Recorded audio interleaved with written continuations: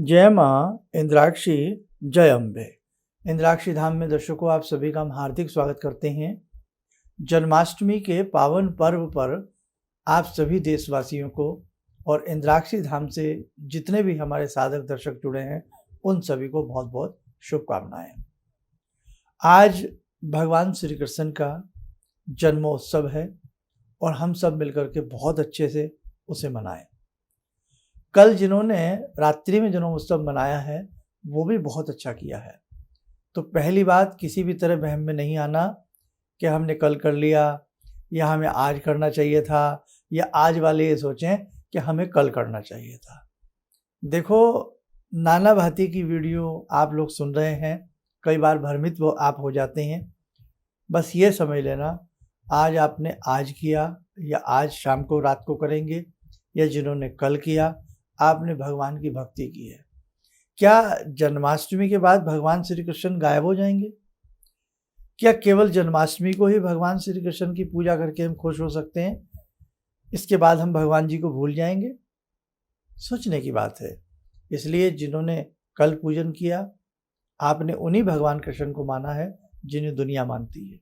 आपने बहुत अच्छा किया है, और जो आज कर रहे हैं बहुत अच्छा वो भी कर रहे हैं। ठीक है, तो इसलिए हमें तो भगवान को रोज मानना है। अब आइए पहले आज का पंचांग देखें। 7 सितंबर सन 2023, दिन बृहस्पतिवार, संवत 2080, भादो का महीना, कृष्ण पक्ष, तिथि आज अष्टमी है, सूर्य उदय तिथि अष्टमी है, अभी सुबह के 7 बजे हैं। नक्षत्र रोहिणी, राहु काल 1:30 से 3, दिशा सूल दक्षिण दिशा। भगवान श्री कृष्ण का जन्म और वो उत्सव वास्तव में आप बचपन से देखते आए हैं। अब तो ये बहुत सारी चीज़ें विलुप्त सी होती जा रही हैं।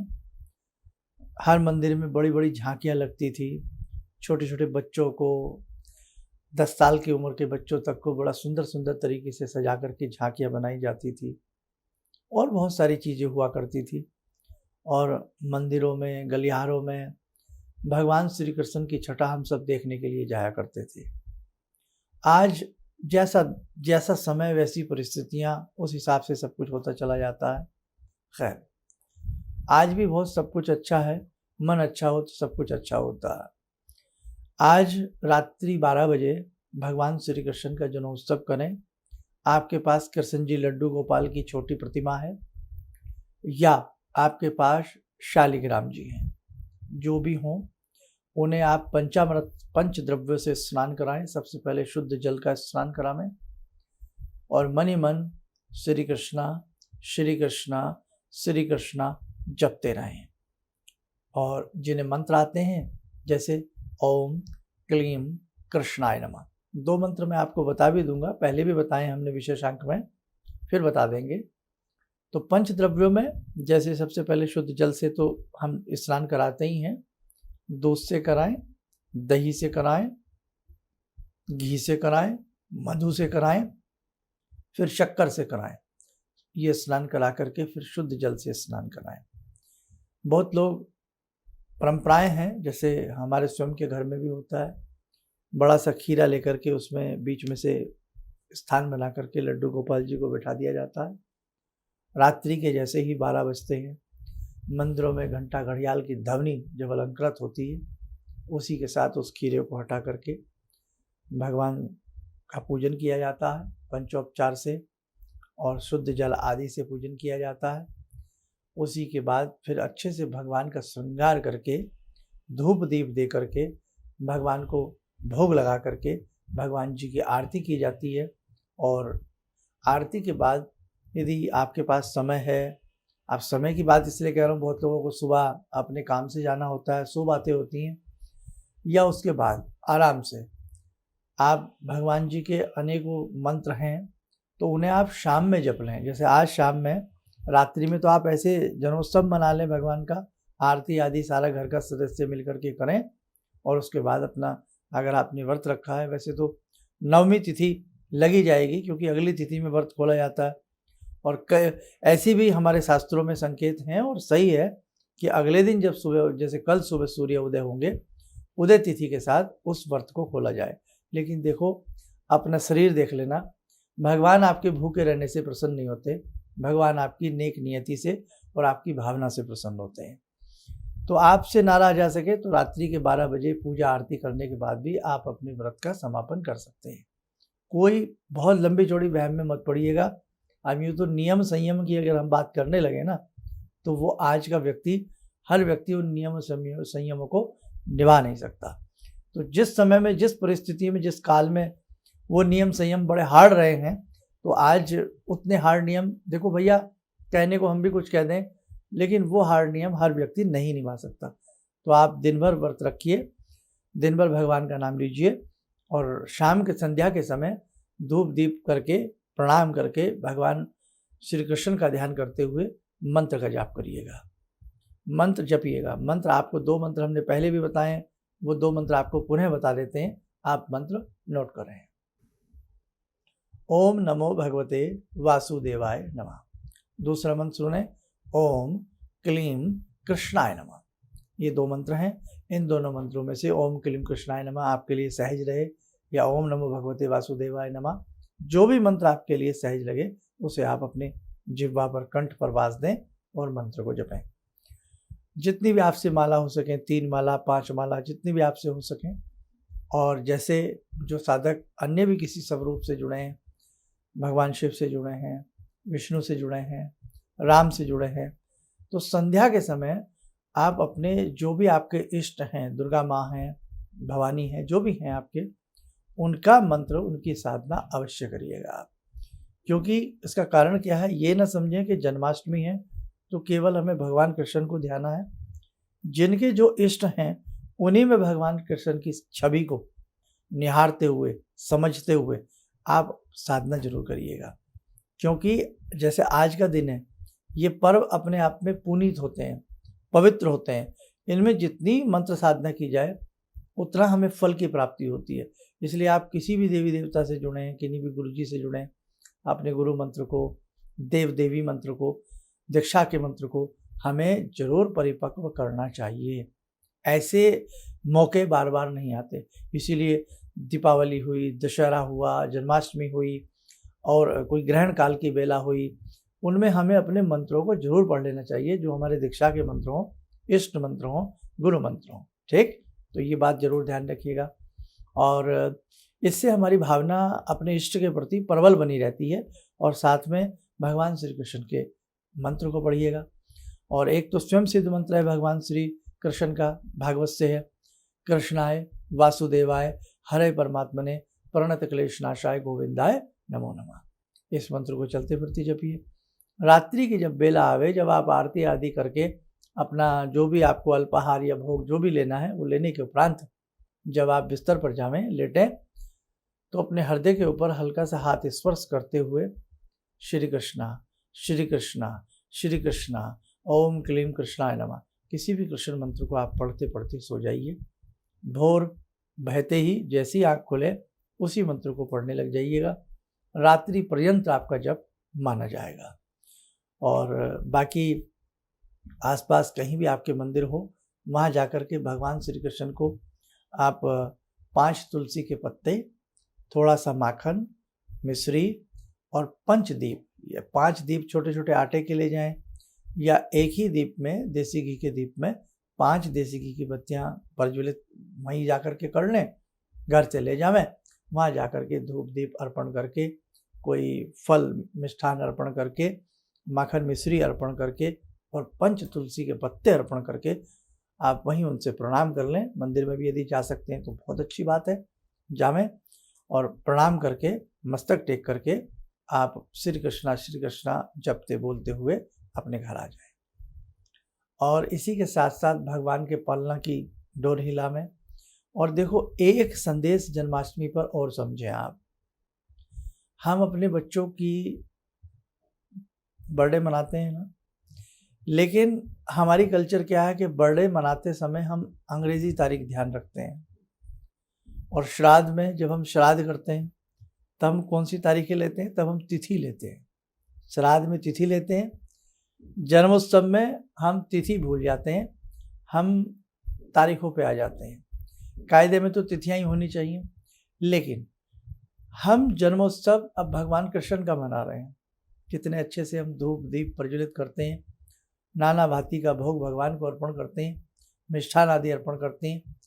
कई बार तो बहुत लोग ऐसे 54 भोग अर्पण करते हैं।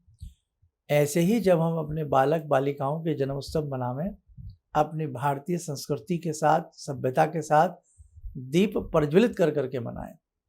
अब आपने देखा है कि अब हम भगवान कृष्ण का जन्मोत्सव पूरे विश्व में मनाया जाएगा ना। तो जब मनाया जाएगा क्या जलेंगे? दीप जलेंगे। और हम क्या करते हैं? दीपों को बुझा देते हैं। बच्चे का जन्मोत्सव मना रहे हैं, कैंडल जलाते हैं, फूंक मार के उन्हें बुझा देते हैं। तो ये दीप को बुझाने की परंपरा बिल्कुल गलत है। ध्यान रखें, जैसे हम ब्रह्मांड के नायक भगवान श्री कृष्ण विराट रूप से हम उनका जन्मोत्सव मनाते हैं, दीपोत्सव के साथ दीपावली मनाते हैं, दीपोत्सव के साथ नवरात्रि मनाते हैं, दीपोत्सव के साथ अखंड दीप के साथ, वैसे ही हम अपने बाल संस्कारों के लिए भी दीपोत्सव के साथ जन्म दिवस मनाएं, न कि मोमबत्तियां बुझा करके। दूसरी बात, खान पान की कल्चर का ध्यान रखें। अब लोग इतना लाड़ प्यार में आ जाते हैं, कई बार भगवान को चॉकलेट का भोग लगाने लगते हैं, भगवान को और बहुत सारी ऐसी चीज़ों का भोग लगाने लगते हैं जो सही नहीं है। इसलिए आप घर में भगवान के लिए मिष्ठान बनाइए। जन्माष्टमी साल में एक बार आती है, तो कम से कम एक दिन तो अपने बाल गोपाल के लिए आप अपने हाथों से सुंदर सा व्यंजन बनाइए और भगवान को अर्पण करिए। जन्म उत्सव पर भी यही रखिए बालकों के अपने। उस दिन स्पेशली कोई बच्चों के लिए ऐसी चीज़ बनाए, बच्चों को घर की चीज़ों की आदत भी पड़े। आलस्य प्रमाद नहीं करना चाहिए। और आज के भोग में भगवान को अच्छे से भोग लगाएं। जो चीज़ें बाजारू हैं या बिल्कुल ही जो सही नहीं है, उनका भोग नहीं लगाना चाहिए।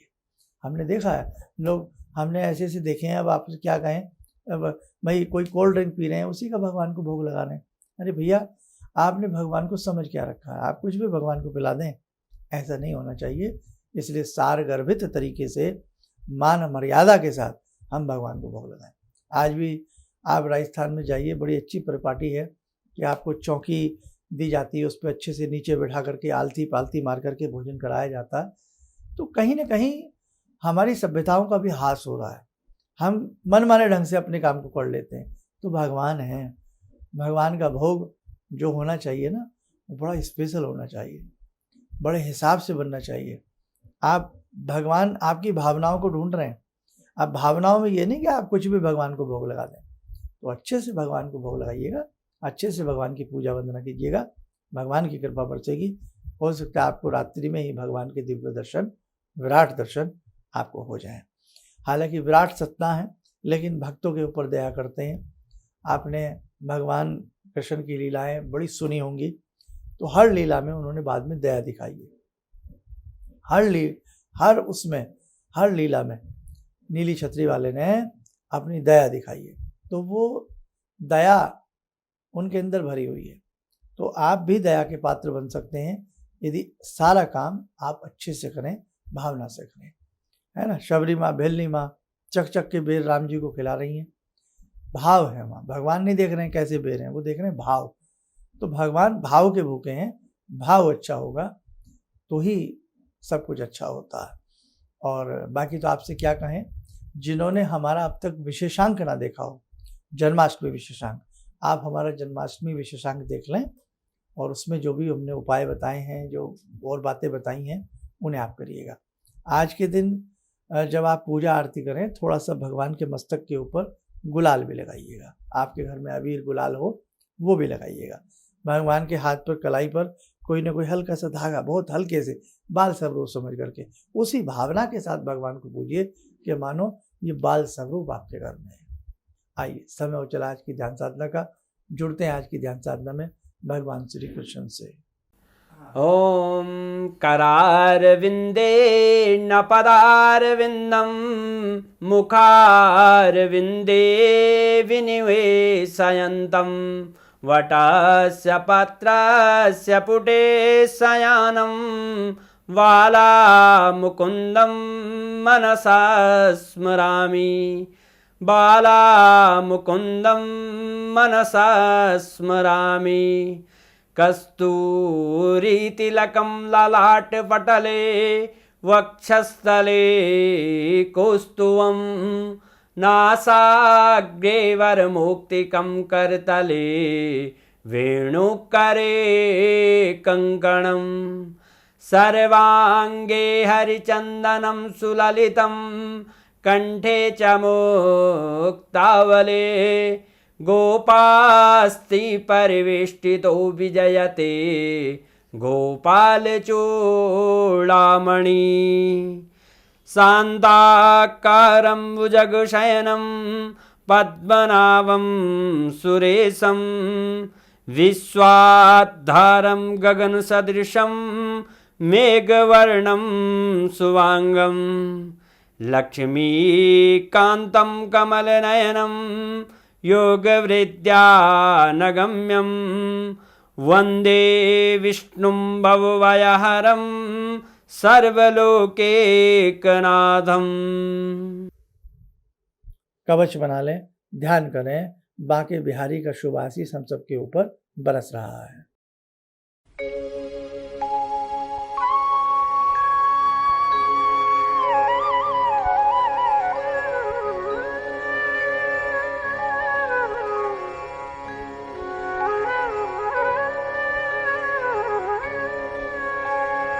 ओम बोलते हुए नेत्र खोलें, सामान्य हो जाए। हाथी घोड़ा पालकी, जय कन्हैया लाल की।